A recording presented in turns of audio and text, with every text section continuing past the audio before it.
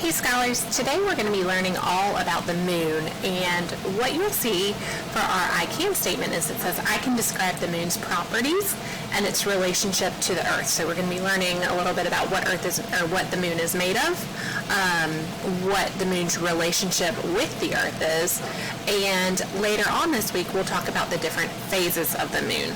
So our I can statement is kind of going to be teaching us something from 4th grade science, so it'll be a little bit of an introduction to what you're going to do more in depth next year. So let's go ahead and get started. Alright, so what is a moon? And notice I said a moon because we know that when we look up in the night sky we see a moon, but that's not the only moon in the solar system, and we'll look more at that in just a minute. But what is a moon? A moon is an object that orbits a planet or something else that is not a star. So another way to think about this is a moon orbits the earth just like the earth orbits the sun. And what that means is just like the earth travels around the sun in an orbit, the moon travels around the earth. Alright, so let's dig a little bit deeper, because I know I said that Earth has one moon, but maybe you're curious like me and you're wondering, do all planets just have one moon? Let's take a look. Mercury and Venus are unique. That means they're different or unusual because they have 0 moons. So Mercury and Venus, neither one of those planets have a moon, and that has to do with how close they are to the sun. Remember, those are the 2 planets that are closest to the sun and the gravitational pull of the sun. Next planet, we are the 3rd planet, Earth. As we all know, we have 1 moon that we see in our night sky.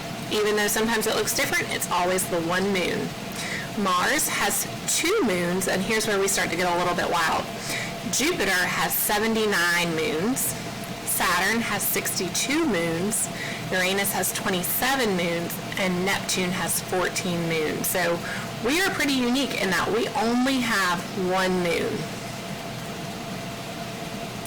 So Earth's moon, specifically focusing on Earth's moon now, Earth just has 1 moon, and it's a rocky, cratered place, and it's roughly a quarter the size of Earth. So what that means is it's about 1/4 the size of Earth, and it's an average of 238,855 miles away from Earth. And it says on average because we know Earth is always moving. We know now that the moon orbits around Earth, so the most average or most normal distance is about 238,855 miles away.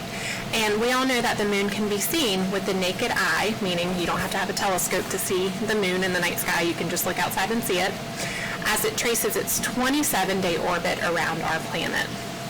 So let's check in with our notes and see what we've done so far. So a moon is an object that orbits around a planet or something else that's not a star. A moon orbits a planet like the planets orbit the sun.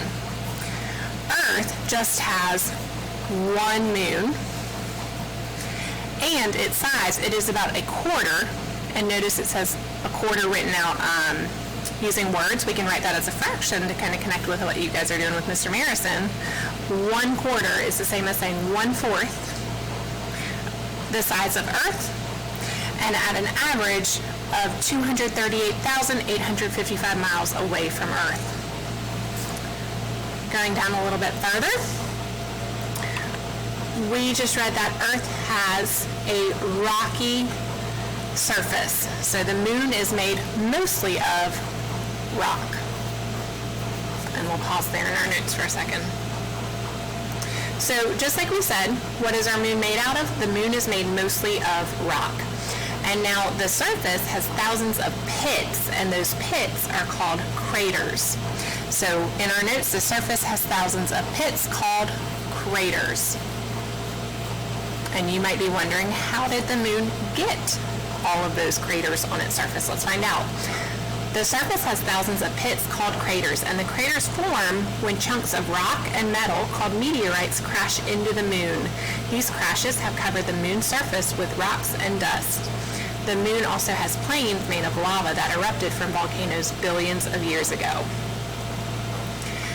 So answering the second question, how did our moon form? We've kind of talked about this in the past a couple times. So scientists believe, and I say scientists believe because it's not 100% proven in fact, but it's the most likely theory that scientists have, is that long, long ago, right after Earth was Earth was created, that another large planet or another large space object, and they think it was, or they have called it Theia, they believe that it crashed into Earth, and that on impact you'll see lots of little pieces broke off, and as those lots of little pieces got caught in the orbit of Earth, eventually they were pulled together to form the moon. So again, they think that many, many years ago, early on in Earth's life, another planet or space object crashed into Earth, causing those pieces to break off and then later collect and form the moon, pulled together by gravity to form the moon.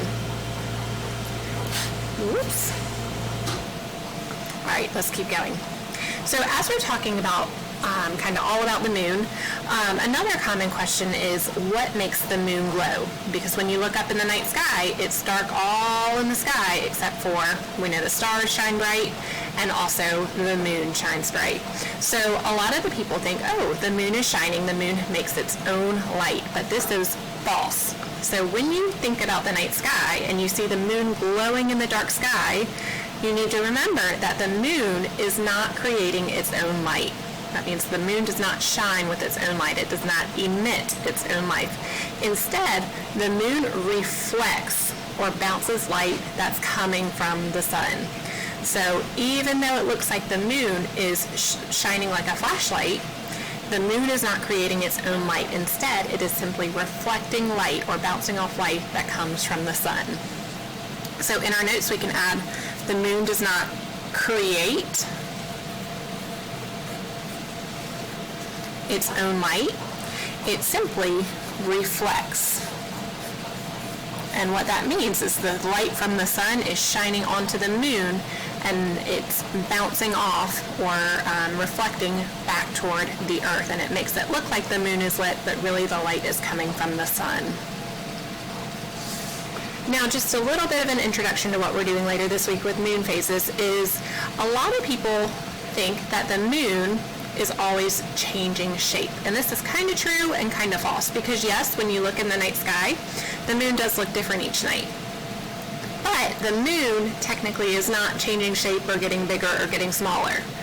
It's more of an illusion, meaning it makes us think that that's what's happening, but really it has to do with how much sun is reflecting on the moon and where we are, where the moon is in its orbit, to determine what we're seeing on Earth. So from Earth, it might look like the moon is changing its shape each night, from a tiny sliver back to a half moon or a full moon and back again. But what's actually happening is that from our spot on Earth, we see different parts of the moon lit up as the sun and the moon, lit up by the sun as the moon travels in its orbit.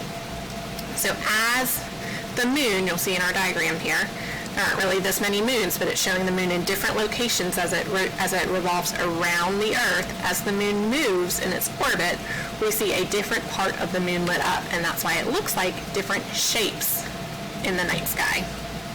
So in our notes, from Earth, it might look like the moon is changing shape each night, but the moon itself is not changing shape. Instead, the phase, you'll hear us use that word a lot over the next couple days, the phase of the moon, so what we see in the sky, the appearance of the moon or the shape of the moon, is determined by how much of the moon is lit up, or we're going to use that word we used last week, illuminated. So how much of the moon is illuminated by the sun and therefore visible to us on Earth.